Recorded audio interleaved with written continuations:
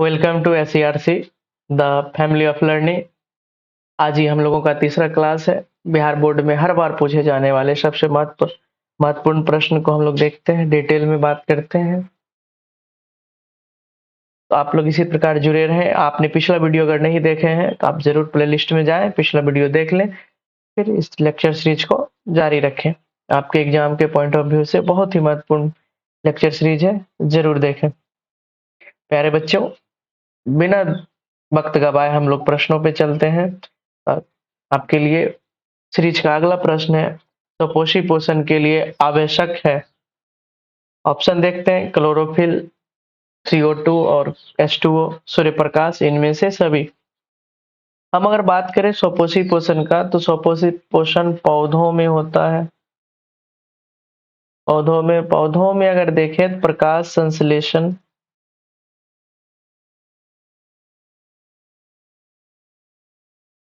संश्लेषण के मदद से सुपोषी अपना पोषण करता है। अगर हम प्रकाश संश्लेषण में बात करें तो प्रकाश संश्लेषण के लिए क्लोरोफिल की आवश्यकता होती है, जो कि पौधों के पत्तियों में रहता है।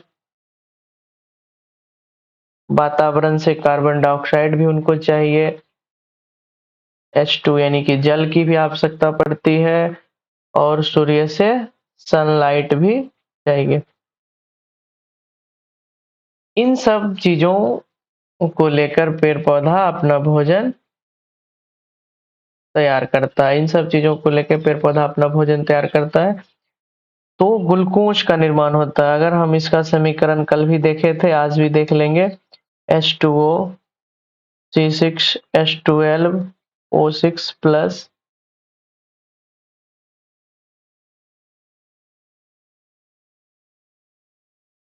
O2 प्लस,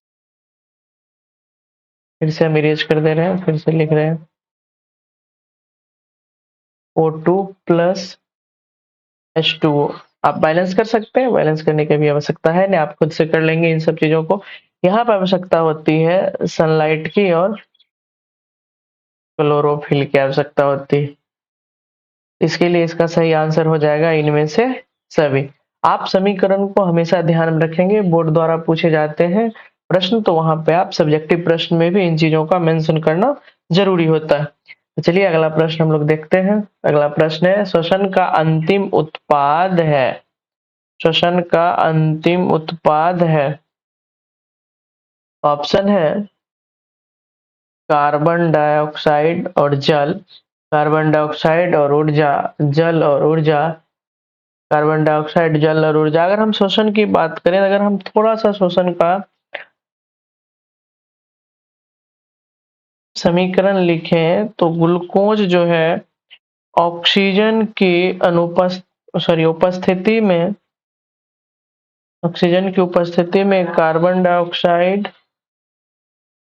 जल और ऊर्जा का निर्माण करता है। ये यहाँ पे ये क्रिया एंजाइम के मदद से संपन्न होता है। तो ग्लूकोज का विखंडन होता है और ये कार्बन डाइऑक्साइड बना लेता है, जल बना लेता है, ऊर्जा ATP के रूप में बनाता है। अगर हम बात करें, श्वसन दो प्रकार के होते हैं। कितने प्रकार के होते हैं? दो प्रकार के, एनारोबिक और एरोबिक। एनारोबिक की बात करें, अवायवीय श्वसन की बात करें, तो ये कोशिका द्रव में होता है। कोशिका द्रव में होता है, जहां पे ऑक्सीजन की अनुपस्थिति में ये पायरुवेट बनाता है और ऊर्जा बनाता है। ऑक्सीजन की अनुपस्थिति। जब हम की एरोबिक की बात करें, वायवीय श्वसन की बात करें, तो ये माइटोकॉन्ड्रिया में होता है।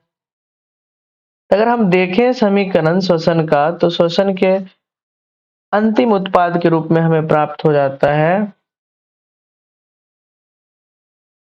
कार्बन डाइऑक्साइड, जल और ऊर्जा, इनमें से सभी। यानी ये तीनों चीज हमें क्या होता है, श्वसन के बाद प्राप्त होता है। चलिए सही आंसर इसका हो जाएगा डी। चलिए अगला प्रश्न हम लोग देखते हैं।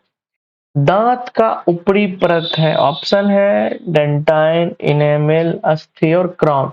अगर हम दांत के स्ट्रक्चर को यहाँ पे हम देखें तो दांत के स्ट्रक्चर में आप लोग 3 भागों में बांट सकते। ऊपरी भाग जो आपको दिखता है व्हाइट व्हाइट कलर का आपके बक्कल कैविटी में, वो क्राउन होता है। उसे जस्ट नीचे के मसूड़ा के साइड वाले हिस्सा नेक होता है और सबसे निचला अंदर वाले भाग रूट होता है। अगर हम दांत के ऊपरी स्ट्रक्चर को देखना शुरू करें, जो आपको ऊपरी भाग दिखता है वो ऊपरी क्या होता है, एनिमल होता है। जस्ट उसके नीचे का पार्ट डेंटाइन हो जाता है और पल्ब उसके जस्ट नीचे पाया जाता है, पल्ब चैम्बर, जिसमें आपको ब्लड वेसल्स एंड नर्व्स पाए जाते हैं। अगर हम प्रश्न आपका है दांत का सबसे ऊपरी परत, दांत का सबसे ऊपरी परत है, तो दांत का यहाँ पे आप डायग्राम में भली भांति देख रहे हैं, सबसे ऊपरी परत क्या है, डेंटाइन है। Sorry sorry for that, enamel है। और डेंटाइन क्या है, सबसे उसके बाद निचली परत है और सबसे मजबूत भाग होता है,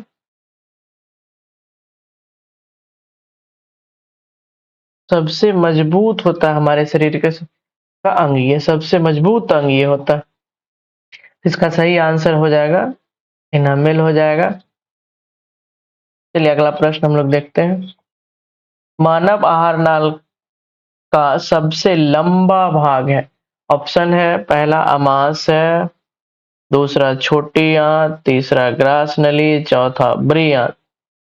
अगर हम थोड़ा सा डायग्राम में देखें तो आप आहार नाल को अगर देखना शुरू करते हैं तो इस प्रकार से कुछ आहार नाल होते हैं। तो सबसे पहला बक्कल कैविटी में आपको सैलिवरी ग्लैंड मिल जाएंगे, पैरोटिड होता है एक सैलिवरी ग्लैंड, दूसरा होता है सबमैंडिबुलर सबलिंगुअल होता है। इसके बाद आपको यहाँ पे टिथ मिल जाएंगे, टंग मिल जाएंगे, थोड़ा उसके नीचे फेरिंग्स होता है, उसी में आप थोड़ा थ्रॉट में आपको वोकल कॉर्ड मिल जाएगा, इसोफेगस मिल जाएगा, फूड पाइप जिसको आप बोलते हैं। फिर आप नीचे आएंगे तो आपको एक ग्रंथि मिल जाएगी लीवर, उसी में gall bladder, common bile duct मिल जाएंगे। इस साइड आपको पेनक्रियाज डक्ट मिल जाएंगे, स्टोमक मिल जाएंगे, पेनक्रियाज से ही पेनक्रियाज डक्ट निकलते हैं। और लार्ज इंटेस्टाइन यानी कि लार्ज बड़ी आंत, भले इसकी जो मोटाई होती है वो बड़ी होती है लेकिन ये छोटा होता है, किससे, तो स्मॉल इंटेस्टाइन यानी छोटी आंत से। छोटी आंत को हम लोग 3 भाग में बांटते हैं, जेडुनम, जेजुनम और इलियम। बड़ी आंत को हम लोग 2 भागों में बांटते हैं, रेक्टम और कोलम में बांटते हैं। एक होता है ट्रांसवर्स कोलम, दूसरा होता है असेंडिंग कोलम, तीसरा होता है डिसेंडिंग कोलम। जहां पे छोटी आंत और बड़ी आंत जुड़ता है उसे सीकम कहते हैं, जहां पे छोटी आंत और बड़ी आंत जुड़ता है उसे सीकम कहते हैं। सीकम के सिरे पे एक उंगली नुमा बेकार संरचना होता है, अब्सेसिव संरचना, जिसे अपेंडिक्स कहते हैं। और बड़ी आंत के सबसे निचले हिस्से यहाँ पे रेक्टम कहलाते हैं और रेक्टम एनस में खुलता है। आप अगर देखें प्रश्न के अनुसार सबसे लंबा भाग पूछ रहा है, सबसे लंबा भाग, तो सही आंसर हो जाएगा छोटी आंत। चलिए तो अगला प्रश्न हम लोग देखते हैं। चालनी नलिका पाई जाती है, चालनी नलिका फ्लोएम में पाई जाती है। चालनी नलिका होती फ्लोएम में होती है। फ्लोएम पेड़ पौधों में भोजन के परिवहन के उत्तरदायी होते हैं, जबकि जाइलम पेड़ पौधों में जल और खनिज लवण के परिवहन या संवहन में भाग लेता है। इसका सही आंसर हो जाएगा फ्लोएम। सही आंसर क्या हो जाएगा, बी, फ्लोएम। अगला प्रश्न देखते हैं हम लोग। आरबीसी की जीवन अवधि होती है कितनी। अब हम लोग देखेंगे तो ये क्या है, रक्त का हिस्सा है आरबीसी। इसका जीवन अवधि 120 दिनों का होता है। ये गोलाकार और अर्धवलयाकार, गोलाकार और उभयअवतल आप बोल सकते हैं, 120 दिनों का होता है। इसमें ही हीमोग्लोबिन पाया जाता है, यही ऑक्सीजन ढोने का काम करता है, यही कार्बन डाइऑक्साइड ढोने का काम करता है। अगर आपसे पूछे इनमें से कौन ऑक्सीजन ढोता है, तो डब्ल्यूबीसी ही ढोता है। तो सही आंसर एनसीईआरटी के अकॉर्डिंग 120 दिन का हो जाएगा। हीमोग्लोबिन भी पाया जाता है आरबीसी में, इसी के कारण आरबीसी का रंग लाल होता है और पूरे रक्त का भी रंग क्या हो जाता है, लाल हो जाता है। चलिए तो अगला प्रश्न हम लोग देखते हैं। पौधों में श्वसन होता है, जड़ में, पत्तियों में, तना में, इनमें से सभी। अगर हम देखें तो पौधों में श्वसन हर एक अंग से हो जाता है, जड़ से भी हो जाता है, तना में भी हो जाता है, पत्तियों में भी हो जाती है, और इनमें से सभी। तो ऑप्शन आपका सही हो जाएगा इनमें से सभी। चलिए अगला प्रश्न हम लोग देखते हैं। निम्न में स्वपोषी कौन है? निम्न में स्वपोषी कौन है? तो हम ऑप्शन देख लेते हैं। हरे पौधे, मछली, कीट, अमीबा। अगर हम हरे पौधे की बात करें तो हरे पौधे स्वपोषी होते हैं, मछली स्वपोषी नहीं होते हैं, कीट भी स्वपोषी नहीं होता, अमीबा भी स्वपोषी नहीं होता। यहाँ पे हरे पौधे ही स्वपोषी होता है, जो प्रकाश संश्लेषण के मदद से अपना भोजन तैयार करता है। अगला प्रश्न है, किस जीव में हीमोग्लोबिन नहीं होता है? ऑप्शन है आपके लिए। पहला ऑप्शन है पक्षी, दूसरा है मक्खी, तीसरा है मनुष्य। इनमें से कोई नहीं। आप लोग कमेंट में आंसर करते रहिए, सही आंसर देते रहिए।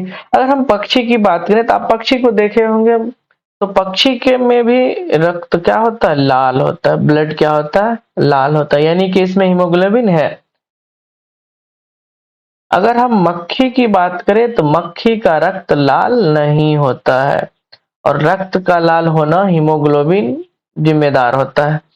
मनुष्य का रक्त तो आप जानते ही लाल होता है, और इनमें से कोई नहीं, ऐसा तो है नहीं। अगर हम सही ऑप्शन की ओर जाए तो मक्खी हो जाएगा। मक्खी का रक्त लाल नहीं होता है, क्योंकि उसमें हीमोग्लोबिन नहीं होती, क्योंकि ऑक्सीजन ढोने की आवश्यकता उसमें बहुत कम पड़ती है। हीमोग्लोबिन की कमी से कौन सा रोग होता है? यह है आपका प्रश्न। ऑप्शन देखते हैं। पहला हो जाएगा मधुमेह, दूसरा हो जाएगा पीलिया, तीसरा है एनीमिया, चौथा है डायरिया। मधुमेह तो आप लोग जानते ही हैं, क्या इंसुलिन की कमी से होता है। किसकी कमी से होता है? इंसुलिन की कमी से। पीलिया जॉन्डिस टाइप के रोग आप कह सकते हैं। एनीमिया, एनीमिया में किसकी कमी हो जाती है? तो ब्लड की कमी होती है। ब्लड क्या हो जाते हैं? कम हो जाते हैं, और ये किसके कमी से हो जाते हैं? हीमोग्लोबिन इसके लिए जिम्मेदार होता है। तो सही आंसर आपके लिए क्या हो जाएगा? सी आपका सही आंसर होगा। चलिए अगला प्रश्न देखते हैं। मनुष्य के आहार नाल में अवशेषी अंग है? प्रश्न आपके लिए ये है, आंसर देखते हैं। कोलन, पहला है कोलन, दूसरा है अपेंडिक्स, तीसरा है सीकम, चौथा है रेक्टम। अगर हम बात करें तो मनुष्य में अवशेषी अंग, तो हम पिछले क्वेश्चन में भी हम डिस्कस किए थे कि बड़ी आंत के